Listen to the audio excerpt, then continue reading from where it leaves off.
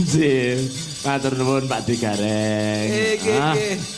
Jan tenan ditonton kalih piyayi kuatah enten seneng kula. Nggih, lha nggih to Mas. Lah nggih. Iki ya marga kene iki tegese ya seneng karo kabudayan wayang. Mergo tulodo wayang iki becik tumrape kanggo bebrayan. Nggih, Pak Lurah tesih lenggah menika. Pak Priyo. Pak Priyo Prayitno. Nggih, leres. Iki sing ngasta jejering adil ana Gentong iki ya panjenengane Pak Priyo Prayitno. Taksih lenggah Pak Priyo. Taksih.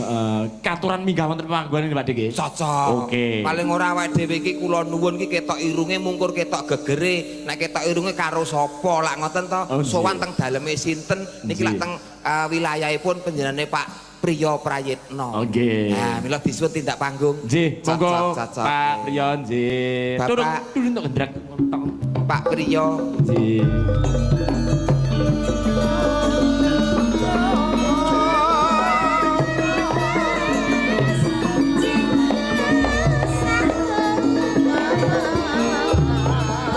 Tuk tuk tuk tuk tuk tuk.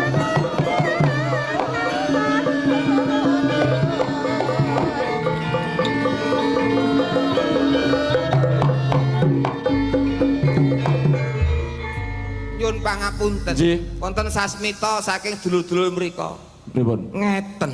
Oh, ngaten. Tegese nembe prei. Oh. Sing prei Pak Priyone napa? Iya, Pak Priyo mestine.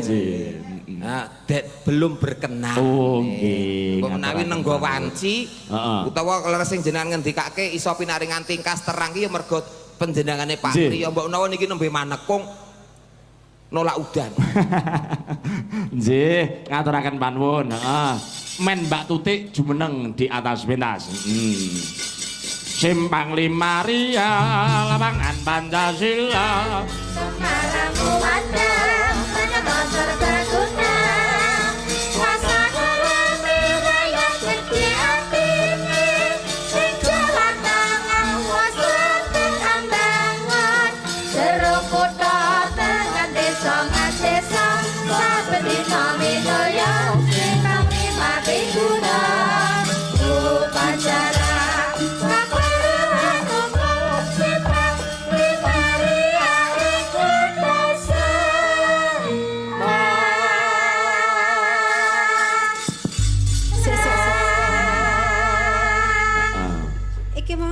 mbok apake kok iso muni iki?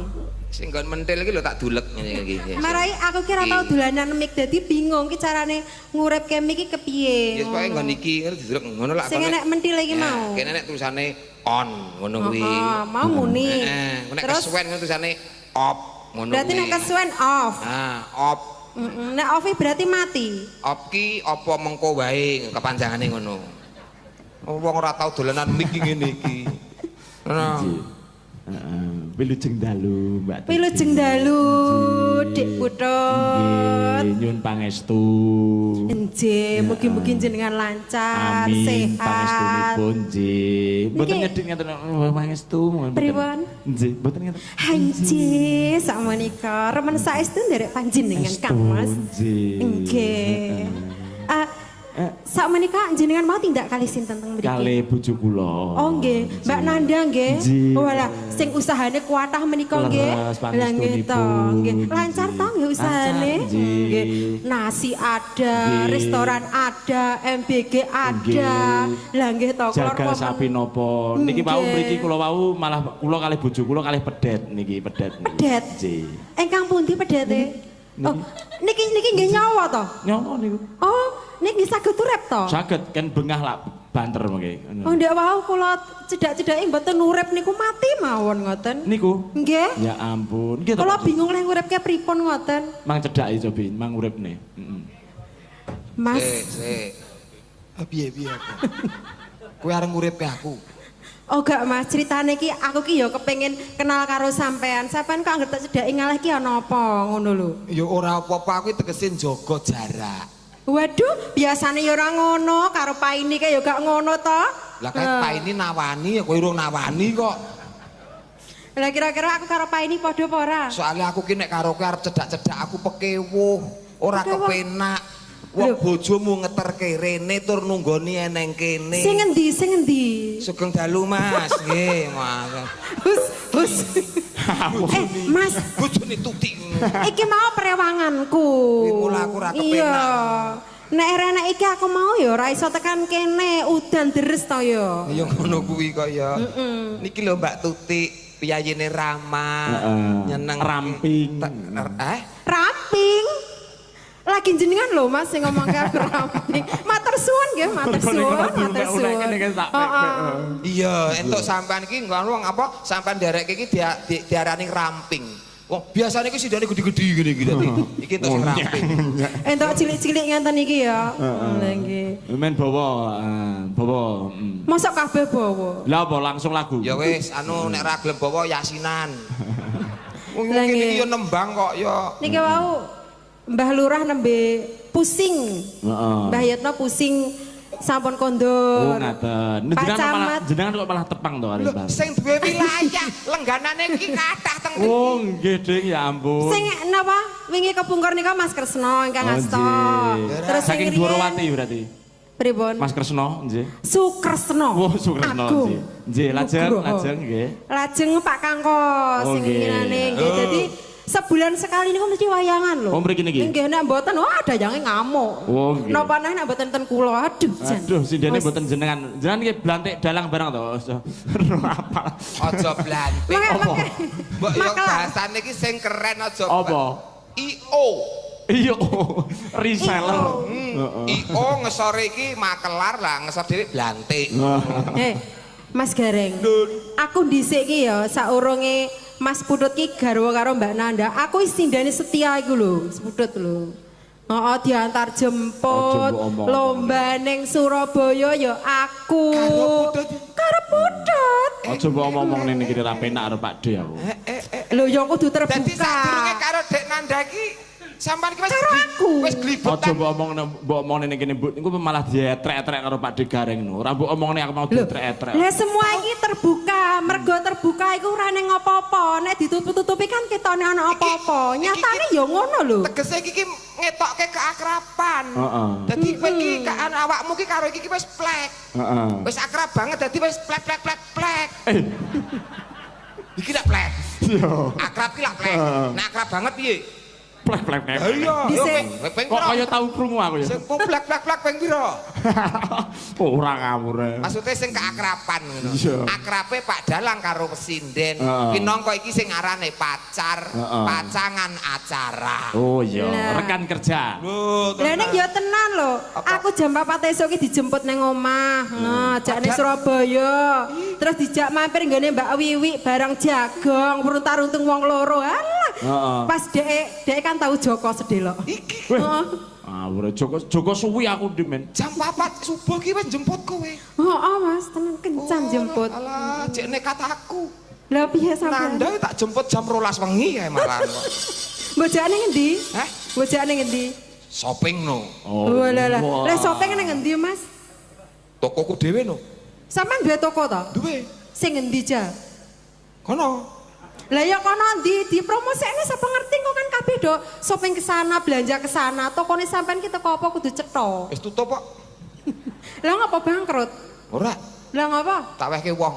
Lah kok lu mau mentah sampean mbok aku dikeki apa ngono? Bojo jaluk wonge tak keke ya, Dik padake.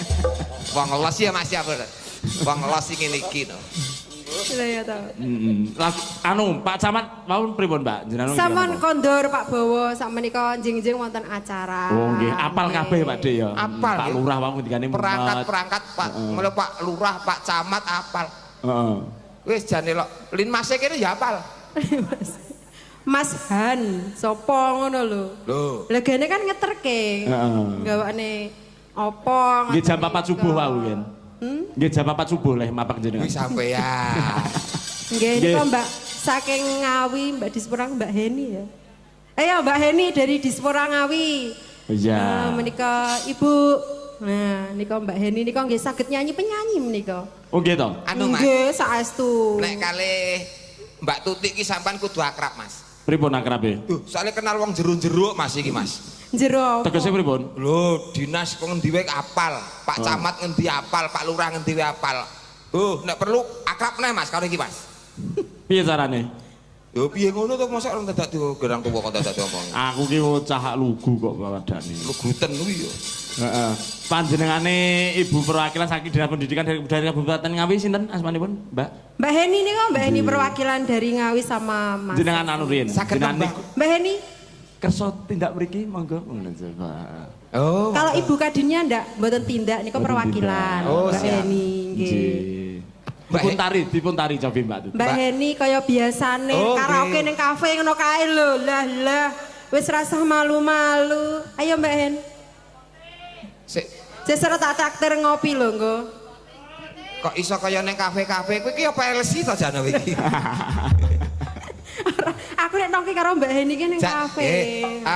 Mbak Heni tindak panggung dipun sepoti rumiyin. Ayo Mbak Hen pisan ae. Lalale lalale ya trak tantak. Oke. Sama Masas ditemani Masas. Oke, dipun derekaken Masas. Ditemani Masas. Sekarang sama Ibu Kartika. Oh, Ibu Kartika. Oke, Ibu Kartika tasil enggak to? Oke, Jancane dek aku wis rindu. Wis rong taun lawase ora ketemu.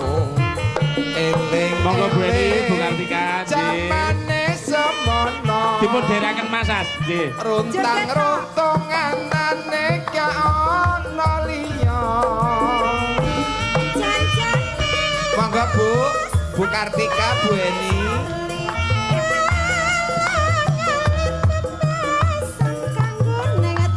Mriki Bu, tindak mriki, monggo.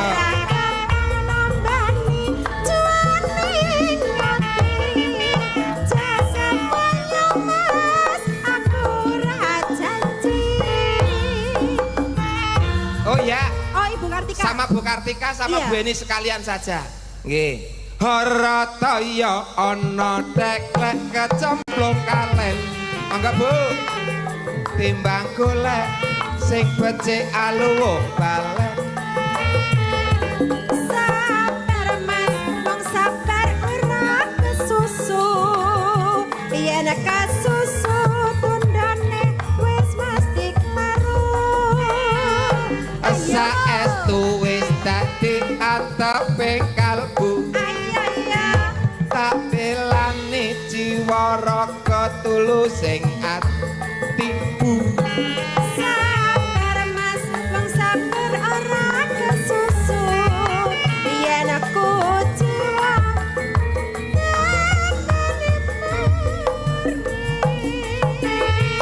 Monggo Bapak, matur suwun. Nggih.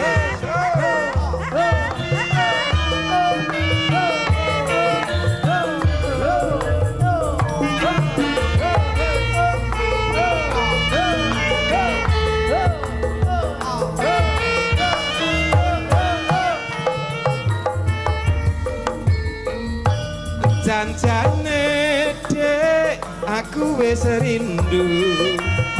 Wis rong taun lawase ora ketemu. Eling-eling jamane semono. Runtang-runtung anane ka ana liya. Wilujeng dalu. Tak suwuke pokoke. Masas Bu Kartika. Wilujeng dalu. Nggih. Iki lah kakandanya Kang Mas Yudo Bagia. Iya. Nek jenengan derek kagungan encon apa kalih encon Masas? Ora. Mboten. Aku pilih dhewe wae. Bebas ya.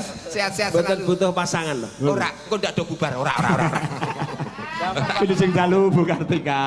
Nggih, ya. Ibu Kartika, selamat malam. Monggo.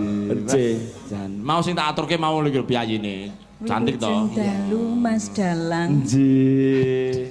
Dikongkon yang ngopo ning kongkon niki. Niki kula kalih jenengan mewakili niki wau sampure ketiban teng Mbak Heni. Nggih. Saking Dinas Pendidikan dan Kebudayaan Kasih Kebudayaan. Kasih kebudayaan. Lho, kok enggak ono. Lah, mulane Ayo, leh nyepoti monggo. kurang muda. Lah gandeng sing munggah jenengan kalih kula. Janjane dek aku wis lawas lho Mas Gareng. Lah ya rindu Pak, rindu Oh, ki rindu. suwe ora ketemu terus dadi kangen. Teng panggung dalune ki kangen-kangenan. Lah jenengan wau kula ngrungokne cakepan Wis 2 lawas taune. Wis 2 tahun. Lah nggih 2 tahun lawas ngono. Lawas meneh iki nek wis 5 tahun. Allah. Dalang pramuka tok sing guyu liyane rene sing Mas guyu. Dalang ini ki saged dijob niki. Oh jeno. Job-joban. Lah niki kate kerawitan napa kok? Sisan Mas, sisan. Apa? Tanggal loro ya Mas ya? Nggih. Tanggal loro sesuk kosong mboten? Lho lah, empun sing tanggal 2 to. Tanggal loro sesuk sasi sesuk Desember. Kosong lho. Kosong. Nggih pun bayar listrik jo lali nggih. Bayar listrik. Nggih Mas, alhamdulillah. Alhamdulillah. Kate kerawitan ten mriki nggih jenengan. Mboten, kula wonten mriki nyepeng sanggar. Oh sanggar. Nggih, sanggar tari. Oh nggih. Dadi sedaya nek warga Genthong niki insyaallah sampun apal lah. Jenengan percaya ora Pak? Ora percaya blas. Sampeyan percaya pelatih tari? Aku ora percaya. Ayo. Lho nek kono sing ngendika ya kudu percaya. Oh kudu percaya. Kudu percaya. Positif. Mas Gareng masalahipun menate napa buka teng napa nika?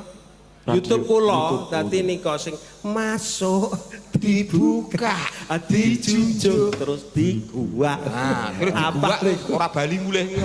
Ning ora usah wong kula niki gratis niki. Oh nggih, tresno kalih piyambak. Tresno kalih budaya. Nggih, berarti mboten mikir uang dulu nggih. Mboten. Mikire uang sekarang berarti nggih. Anjir sing penting kula niku dangu mboten ketemu kalian Pak Dalang niku aku kula nekat mriki sing nomor kalih nggih pikantuk bel kalih kadang-kadang saking Mas Tanto kersanipun derek nggih matur nuwun ketemu kalih Bu Kartika niki sing bantu kula wonten ing Menanggal Surabaya rumiyin nggih Bu Kartika niki. Oh bantu napa niku Mas? Bantu wujudipun nggih peralatan kangge kebudayaan. Oh iya, bantuan nggih nggih nggih. Nggih, monggo masa sekalian Bu Kartika ngersakne lagu napa? Lagunipun sing kekinian juga bisa, monggo. Niki pun kencanan kalih dulur wedok niki. Oh nggih, kalih busunya anu Bu Tutik. Busunya. Minta koplo. Oke, Ya. apa itu lagunya? Minta dikoplo. Oh iya. Karena Bu Nus sukanya yang koplo-koplo. Iya. Yang hot-hot gitu. Iya. Apa itu lagunya? Puspita Oh, Nala? biar semangat. Puspita Nala? Apa? Apa Bu? Kusuma Wijaya. Kusuma Wijaya. Oh, Biasanya kalau rambut panjang itu identik dengan rock lagunya ya. oh ya, Dengan rock. rock. Kula Tapi kalih Bu Kartika nanti dancer mawon. Lah mengke Bu Mbak Tutik ingkang vokalipun kalih Mas Gareng. Iya. Mas Wodat berdua boleh ya? Boleh. Kalian Mbak Uun. Boleh ya kali Mbak Un. Kajengnya Oke. melek nih. Iya. Kusuma Wijaya. Heeh. Oke. Bu, monggo Bunar, Heeh. Monggo Bunda Uun niku memang Bunda- timbali Bundar. Bunda, heeh. Bunar, naga Iya. Bunar niki. Heeh. Engko nek isu-isuan biasanya Oh ngagem iya, kacamata. apa bertiga pisan sama itu diminta bertiga sama Boleh Bu sama Mbak Kartika. Neha? Ya, Mbak Ya. Neha. Atau semuanya boleh semuanya. Ben fungsi paru-paru nih. Yogo-yogo boleh? Lanangan gopo pahit. Sio-sio loh. Oke. Bojone lanang lho. Napa? Iki bojone lanang jo sio-sio karo yoga lanang lho, Mas Gareng. Oh wis ganti toh? Ben wedok kok bojone kok. Ya ora le. Nggih, Kusuma Wijaya nggih. Siap, Nggih, nggih. monggo dados Kusuma Wijaya. Aye.